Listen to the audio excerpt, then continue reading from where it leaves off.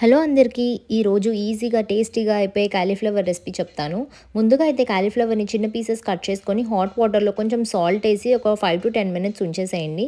ఇప్పుడు పాన్‌లో కొంచెం ఆయిల్ వేసుకోండి. అండ్ ఇక్కడ నేనైతే కొంచెమే ఆయిల్ యూజ్ చేస్తున్నాను. దానిలో జీలకర్ర వేయండి. దాని తర్వాత పచ్చిమిరపకాయలు, ఉల్లిపాయలు వేసి కొంచెం గోల్డెన్ బ్రౌన్ వచ్చేంత వరకు ఫ్రై చేసుకోండి. ఇక్కడ మనం యూజ్ చేసే ఆయిల్‌ని బట్టే అది హెల్తీయా కాదా అని ఉంటుందండి. ఎక్కువ ఆయిల్ వేసేసామనుకోండి వెయిట్ గెయిన్ అవుతాము.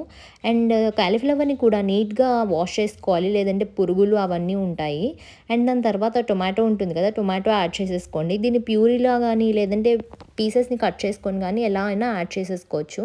దాని తర్వాత చిటికెడు పసుపు వేయండి. దాని తర్వాత మనకి తగినట్టు ఉప్పు వేసుకోండి. దీన్ని బాగా కలపండి. ఉప్పు వేయడం వల్ల ఏమవుతుందంటే ఈజీగా ఫ్రై అయిపోతుంది.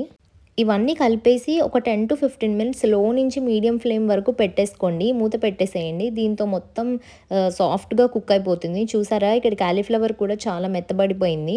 మరీ మెత్తబడిపోనివ్వకండి. కొంచెం మన టొమాటోస్ అంతా సాఫ్ట్ అయ్యే వరకు ఉంచుకోండి. అండ్ దీన్ని లో టు మీడియం ఫ్లేమ్ వరకు మనం దాని పైన లిడ్ పెట్టేసి ఉంచుకోండి. సో, మనకి కింద అడుగంటదు.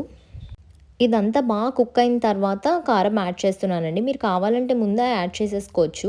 నేను కొంచెం కుక్ అయిన తర్వాత యాడ్ చేద్దామని కారం యాడ్ చేయలేదు. అండ్ ఇక్కడ కారం యాడ్ చేసేసుకోండి. అండ్ ఆల్రెడీ పచ్చిమిరపకాయ యాడ్ చేసాం కాబట్టి కారం చూసి యాడ్ చేసేసుకోండి. అండ్ దీనిలో మనకు కొంచెం గ్రేవీలా కావాలంటే కొంచెం వాటర్ యాడ్ చేసుకోండి.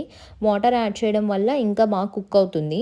అండ్ మన గ్రేవీలా కూడా వస్తుంది. లాస్ట్‌లో మనకు కావాల్సిన ధనియా పొడి కానీ, గరం మసాలా కానీ యాడ్ చేసుకోండి. నేను ఓన్లీ ఇక్కడ గరం మసాలా ఒకటే యాడ్ చేశాను. ధనియాల పొడి యాడ్ చేయలేదు.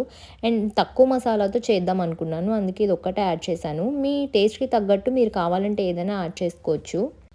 లో ఫ్లేమ్‌లో పెట్టుకొని మీకు కావాల్సిన మసాలాస్ అన్నీ యాడ్ చేసేసుకోండి. యాడ్ చేసేసుకున్న తర్వాత ఒక లిడ్ పెట్టేసేయండి. ఒక 1-2 మినిట్స్ ఆ మసాలాస్ అన్నీ దానికి బాగా పడతాయి. అండ్ చూసారా ఇక్కడ మనకి కర్రీ రెడీ అయిపోయింది. అండ్ లాస్ట్‌లో కొత్తిమీర యాడ్ చేయండి. ఇది మస్ట్ అండ్ షుడ్. నేను కొత్తిమీర కాడలతో సహా యాడ్ చేస్తాను. ఎందుకంటే టేస్ట్ ఇంకా బావుంటుంది.